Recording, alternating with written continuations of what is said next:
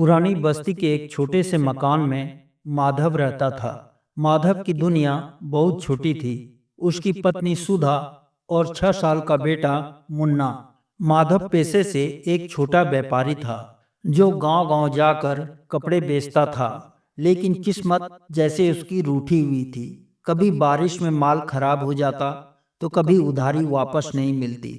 गरीबी ऐसी थी कि 2 वक्त की रोटी का इंतजाम भी मुश्किल से होता था।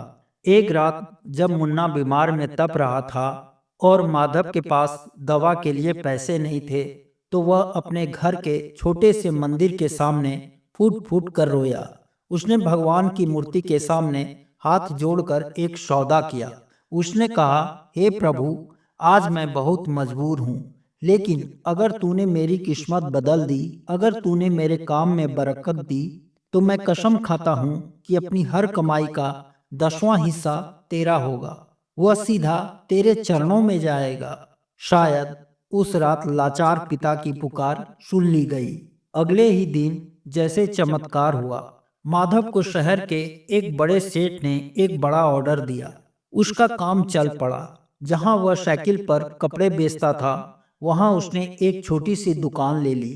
छोटी सी दुकान से शोरूम बन गया। देखते देखते माधव गांव का सेठ माधव दास बन गया।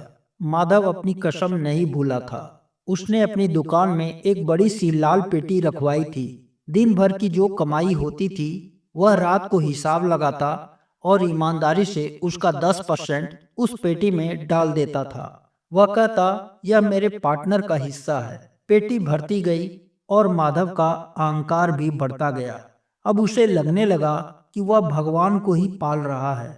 वह सोचता, मैं भगवान को इतना दे रहा हूँ, तभी तो भगवान मुझे दे रहा है। सर्दियों की एक रात थी।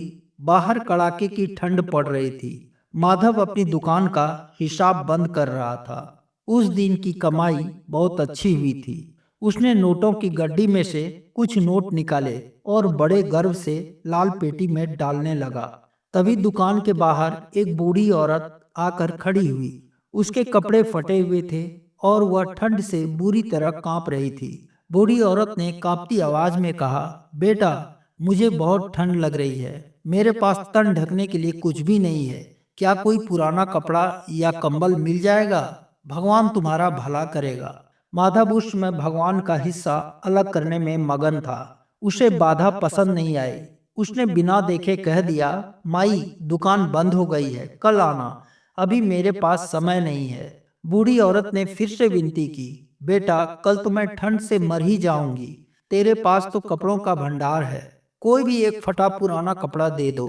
माधव को गुस्सा आ गया। उसने कहा, अरे कहा ना जाओ यहाँ से। अभी मैं अपने भगवान का हिसाब कर रहा हूँ। यह जो पैसा मैं अलग कर रहा हूँ, यह मंदिर के निर्माण के लिए है। यह सबसे पवित्र काम है। इसमें मैं तुम्हें कुछ भी नहीं दे सकता। निराश होकर वह बूढ़ी औरत अपनी सूखी हड्डियों को सिकोड़ते हुए अंधेरे में कहीं गायब हो गई। माधव ने संतोष की सांस ली, पेटी में पैसे डाले और ताला लगाकर घर चला गया। उसे लगा कि उसने अपना धर्म निभा लिया है।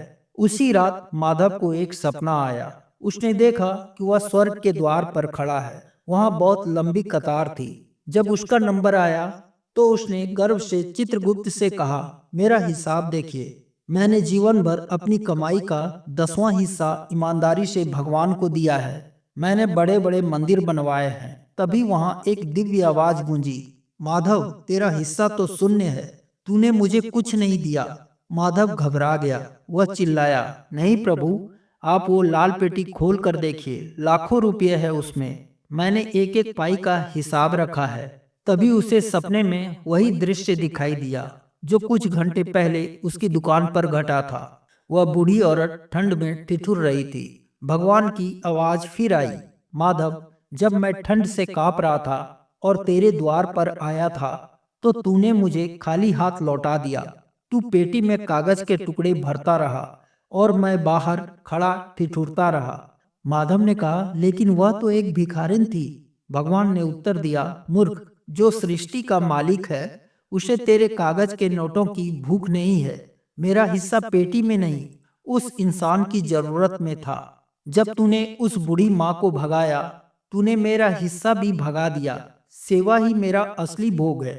माधव की नींद झटके से खुली। वह पसीने से लथपथ था।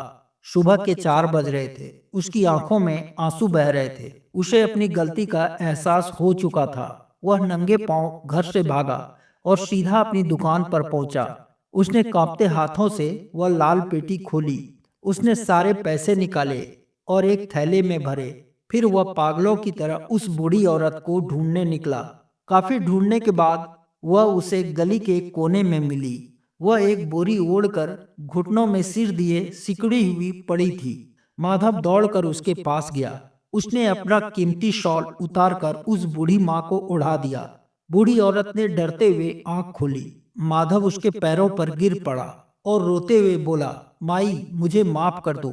मैं अंधा हो गया था। मैं पत्थर की मूर्तियों के लिए पैसे जमा करता रहा और जीती जागती मूरत को ठुकरा दिया। उसने उस थैले के पैसे से उस बूढ़ी माँ के लिए रहने और खाने का इंतजाम किया और बाकी पैसे शहर के अनाथ आश्रम में दे दिए। उस दिन माधव घर लौटा तो उसकी दुकान में वह लाल पेटी नहीं थी। अब उसने एक नया नियम बनाया। उसने अपने बेटे मुन्ना को समझाया, बेटा, भगवान का हिस्सा किसी बंद पेटी में रखने के लिए नहीं होता है। किसी रोते हुए को हंसा देना, किसी भूखे को खिला देना और किसी गिरते हुए को सहारा देना, बस यही असली भगवान का हिस्सा है।